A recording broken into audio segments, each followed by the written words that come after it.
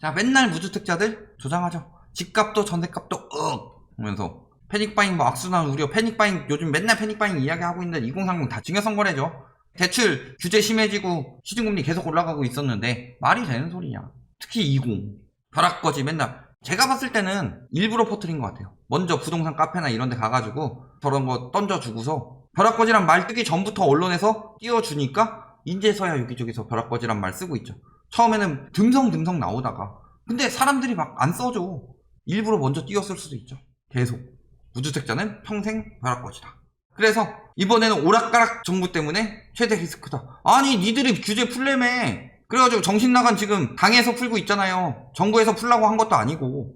지금도 이야기하고 있습니다. 재건축 규제 했을 때 재건축 규제 때문에 집주인 세입자 둘 다 망한다. 재건축 앞둔 집주인은 2년 거주해야 분양권이니까 재산권 침해 당하고 세입자는 이러다 쫓겨날라. 그래서 마음 급해진 조합원 2년 거주 날벼락이 세입자를 때렸다. 계속 이런 기사들 때렸었죠. 가뜩이나 지금 전세 불안 있는 상황이고 전세 불안의 시작은 뭐였다? 저금리였어요.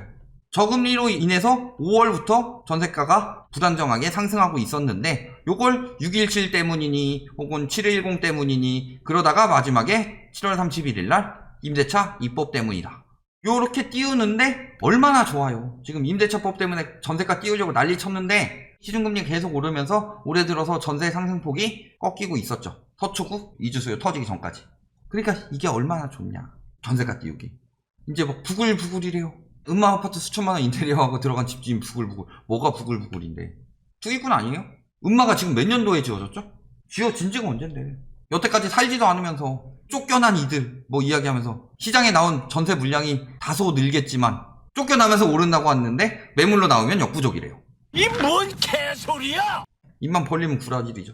실거주 규제 때문에 집값이 폭등했다. 설립 속도 막 나고 규제가 불러서 집값을 폭등시켰다. 규제야 고맙다. 막 조합 설립하고 규제야 고맙다가 아니라 그 전까지 할 수 있었는데 이득 더 보려고 조합 설립 안 하고 있다가 되기 전에 해야 되겠다라고 해서 부랴부랴 한 거죠. 그걸 가지고 규제 때문에 오히려 설립이 더 잘 됐다가 아니라 그 전에 더 이득 보려고 조합에서 버티고 있다가 안 되겠다 싶으니까 부랴부랴 설립한 거다. 이게 답이죠. 근데 이제 백지화에 또 시장 들썩된대요. 더 오른다 라고 하면서 풍선 효과 보는 것 아니냐. 제도 도입이 미뤄짐으로 인해서 활성화하는 현상들이 현장에서 나타날 가능성이 많다. 뭐야 어느 장단에 맞추라고. 자 맨날 얘기하는 게 뭐예요? 실거주 집주인들은 재건축 아파트 후진돼서 살게 됐고 거기 전세 수요들은 쫓겨나서 전세가 오른대요. 그런데 집주인이 그 전에 살다가 실거주로 들어왔으면은 이 집은 어떡할 건데 이 집은 매물 아니에요? 전세든 매매든 매물로 나왔겠지? 늘어나는 부분에 대해서는 이야기 안 하고 실거주 의무 생겼기 때문에 가구 수가 늘어나요? 말도 안 되는 이야기 가지고 하고 있다. 실거주 2년 폐지됐는데 매물 안 내놓겠어요? 지금이 기회니까 빨리 팔아야지. 언제 다시 또 저 얘기 나올지 모르는데 재건축 지금 오세훈 시장이 풀어준다더니 풀어줘요? 아니에요. 하나도 안 풀어주고 있죠. 거기다가 집값 들썩들썩이게 만드는 핵심 단지들 실거주 의무랑 관련 없어요. 실거주 할 수 있는 사람들만 살 수 있었죠. 토지거래 허가구역 때문에. 이 사람들이 왜 버텨요? 버틸 이유가 없죠. 실거주 안 해도 되니까 오히려 갭투기 매물까지 같이 나오겠죠. 전세 살고 있는 매물도 누가 사겠어요 여태까지. 근데 그 매물들이 오히려 늘어나는 거죠. 매물을 내놓지 않는다고 돌변했다라고 이렇게 이야기를 하는데 그거보다 전세 낀 매물이 팔릴 리가 없으니까 안 내놓고 있었죠. 그 매물들이 나오는 거예요 이제. 다만 그것 때문에 투기 심리가 유도될 수는 있다. 왜? 재건축 갭투기 가능해졌으니까 다시. 반려된 것 자체가 문제는 있죠. 사실 추진됐어야 됐죠. 근데 매물이 줄어든다가 아니라 양도세랑 똑같다고 생각하면 돼요. 매물도 느는데 투기 수요도 늘어날 수 있다. 이거죠. 심교수형. 자 최근에 기사 냈습니다. 3년 후 집값 급락 가능성 서민 파산 우려. 3년 동안 오른다고 하고 싶은 얘기겠죠. 임대차 3법으로 전월세 난 혼란을 해소했다는 입장인데 혼탁해졌다. 임대차 3법 시행 이후에 5월부터 저금리로 금리 2번 내려서 위험해졌다라고 여러 번 지표 보여줬는데 교수라는 분이 저런 지표도 안 보고 이야기하고 있다. 전 세계 국가에서는 임대차 3법 같은 걸 도입을 안 한다. 절대 하지 말아야 할 악법이고 정책이다. 규제 정책은 다 악법이다. 이야기하죠. 또 금융 규제나 세제 규제가 안정화에 도움이 된다고 보냐? 선진국 같은데 DTI나 LTV 같은 금융 규제를 하는 국가는 없다.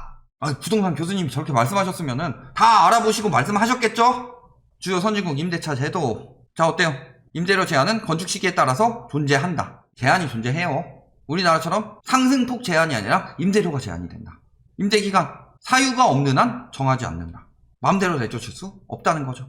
호주는 좀 그렇죠. 1년에다가 청구권 없고 그 다음에 시장 상황에 따라 제한도 없고 그렇죠. 전세제도는 어차피 다 없으니까. 자, 호주는 우리나라보다 프리하죠. 자, 독일 10년 보장, 계약갱신 청구 인정, 상승률 제한, 임대료 규제.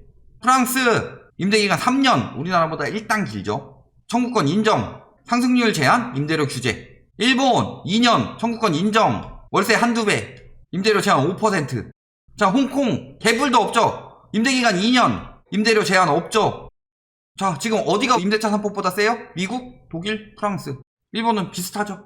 규제들이 있는 일본은 집값이 안정, 그리고 규제가 개뿔도 없는 홍콩은 집값 폭등. 악법이에요. 아니, 교수라는 분이 왜 세계적으로 알아보지도 않고 학생들한테 그렇게 강의하실 건가? 영미권조차도 임차인 권리 보호에 적극적인 모습이다. 요 나라는 전세 제도도 없어요. 우리나라는 전세 제도 때문에 큰돈 뜯기는 경우도 많고 보증금 돌려받지 못한 경우도 넘쳐나서 임차인 피해를 더더욱 막아야 되죠. 전세 제도 때문에 임차인 피해가 우리나라가 엄청나게 심하고 투기하기 엄청 쉬워졌고 그렇기 때문에 임차인 보호를 더 해야 되는 나라예요. 그런데 어디에도 없다. 담보 규제 없다. 자, LTV 규제는 약합니다. 일본도 8, 90%, 미국도 6에서 79%. 다만 DSR, 우리나라보다 DSR이 훨씬 먼저 도입이 됐다. DSR을 제대로 충족하지 않는 대출을 집행하면 약탈적 대출로 한다. DTI 역시 일률적인 규제 비율보다는 DSR 위주로 간다. 즉 소득 대비로 간다. 집값보다. 근데 우리나라는 DSR 규제가 인제서야 도입이 되고 있다. 7월부터. 왜? MB정부 말 때부터 도입하기로 했던 바제3를 두 번의 정부가 넘어오도록 시행을 안 해서 2018년부터 추진해서 이제서야 DSR 규제가 들어가니까 그 전에 대출 갚지도 못하는 인간들이 막 돈 빌려요. 그거 결국에 뭐 되는 거예요? 서브프라임. 그러니까 미국에서도 뭐 하는 거예요? LTV 규제가 아니라 뭘로 들어간다? DSR 규제로 들어간다. 근데 우리나라는 DSR 규제를 도입할 수 있는 체제가 안 됐으니까 LTV로 일단 막아놓은 거죠. 그러니까 이번에 어떻게 된 거예요? 일률적으로 정부 정책이 왔다 갔다 하는 게 아니라 LTV는 풀고 DSR은 강화했죠. 선진국대로 가고 있는 거예요. DSR 규제 되기 전까지 가계대출이 너무 많이 늘어나니까 소득도 없는데 그러니까 DSR 적용하면서 같이 늘린 거잖아요. 정신 나간 인간들아. 자, 대출 규제로 오른다고 맨날 저금리와 과도한 대출 규제가 집값 상승에 도화선이 됐어요. 맨날 이 짓거리 했었죠. 그럼에도 불구하고 뭐 개뿔도 모르죠. 대출 규제 안 하면 더 많이 올랐을걸요. 그때 매수 심리가 어땠는데. 자, 그러더니 이번에는 LTV 완화로 오른대요. 아, 어느 장단에 맞춰서 춤을 춰야 돼. 이 새끼 아무튼 입만 벌리면 거짓말이 자동으로 나와. 입만 벌리면 거짓말이 자동으로 나오죠. 이랬다가 저랬다가 왔다 갔다. 지금 집값 가지고 장난하냐? 그러다가 하우스 푸어들이 세대스 하는 거예요. 그리고 집값 폭등해서 영끌해도 못 사요. 지금 규제 풀어도 못 사요. 왜? 폭등 시켜놨으니까. 거기다 금리도 계속 올라가고 있었고 시중금리도. 시중금리 지난 8월 기점으로 계속 올라가고 있었죠. 작년 8월 기점으로. 지금 2019년 수준이에요. 주담대든 신용대출이든. 2019년 하반기 수준인데 그때쯤이면 기준금리가 1.5에서 1.75% 수준이었어요. 지금보다 1%포인트 이상 높을 때 수준의 대출금리가 나오고 있다고. 그럼에도 불구하고 영끌, 패닉바잉 소리가 나와요. 거기다가 요즘에 요분 계속 나옵니다. 지금 요즘. 우대해줄 이유가 0%인데 우대해주고 있죠. 계속 나오고 있어요. 왜? 언론에서 저렇게까지 무조건적으로 오른다고 하는 사람들 식상해졌으니까 새로운 사람 또 필요하고 월세 전환 전세가 급등으로 하다 송파 헬리오시티가 월세가 1167만원짜리가 있대요. 보증금 6억 3천에. 그러면서 엄청나게 올랐대요. 30평대 월세가 막 이렇게 오르고 초고가 때문에 무주택 서민들이 힘들대요. 초고가 주택에서 월세가 오르니까 임대차 입법 때문이고 아주 지은 일을 하고 있죠. 2021년에 있는 모든 임대차 거래를 뽑아서 국토교통부에서 확인해 봤어요. 자, 헬리오시티, 자, 6억 3천에 1167만원. 110제곱미터 전용면적. 여기가 2억에 420인데, 84가 6억 3천에 1167이면 이거 이상 거래 아니에요? 왜 이거 단 한 번도 보도한 적 없죠? 그 다음에 아까 밑에 있던 역삼 A, B. 5억 4천에 450인데 비슷한 거 조금 더 넓지만 5억 5천에 40이에요. 5층이고 얘는 1층이고. 이런 것들을 사례로 갖다 쓰면 되냐.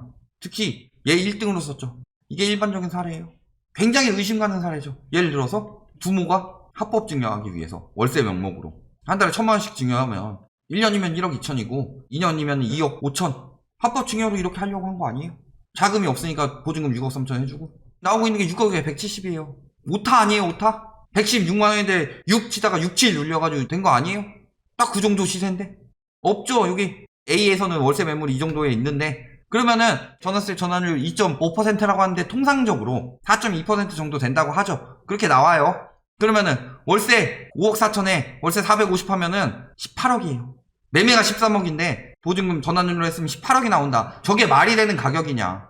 4.2%로 해서 한 거 아니에요? 2.5%로 하면 달라지지 않아요? 2.5%로 하면 20억 넘어가요. 통상적인 전월세 전환율로 잡았는데도 매매가를 훌쩍 뛰어넘는다. 저게 정상거래예요?